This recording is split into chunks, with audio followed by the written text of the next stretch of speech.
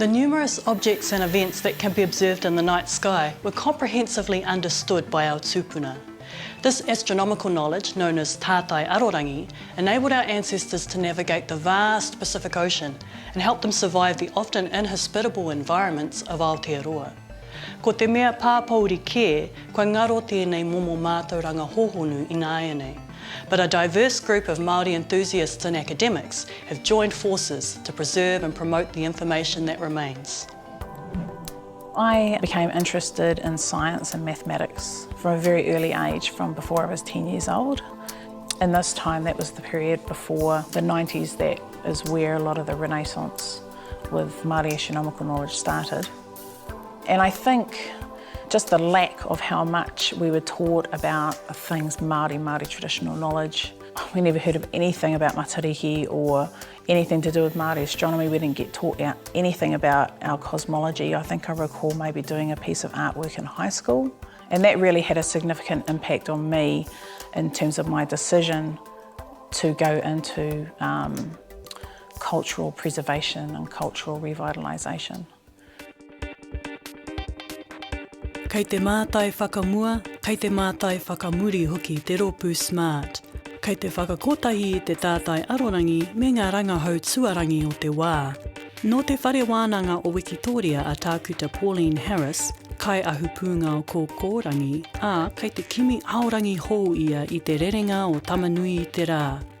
Kei roto hoki a tākuta Harris i te rōpū smart, ara Society of Māori Astronomy, Research and Traditions.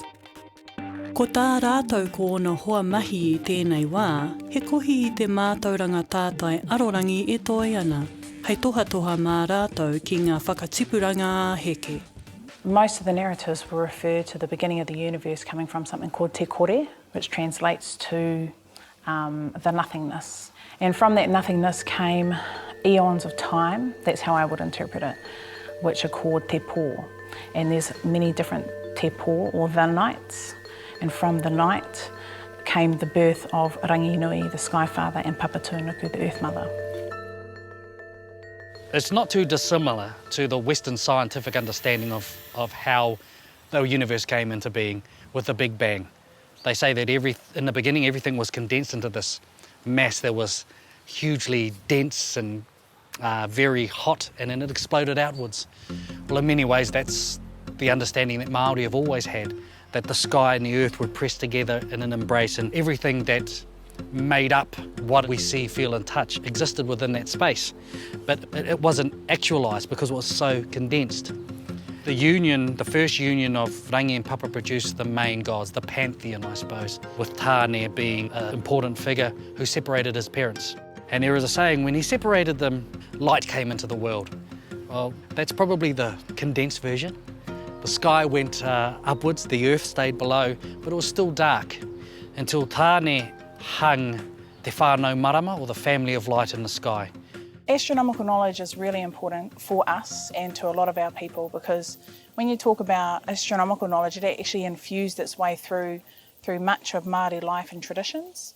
The fact that when we look at how the universe was formed, within our genealogies or our whakapapa, we actually whakapapa back to these stars. So we fundamentally, within traditional belief that we came from or are related to the stars. Cosmological origins of the universe vary from iwi to iwi. Ngāti Awa believed the origins of the celestial bodies could be found in the union of Tangotango and Wainui, whose tamariki included the sun, the moon and the stars.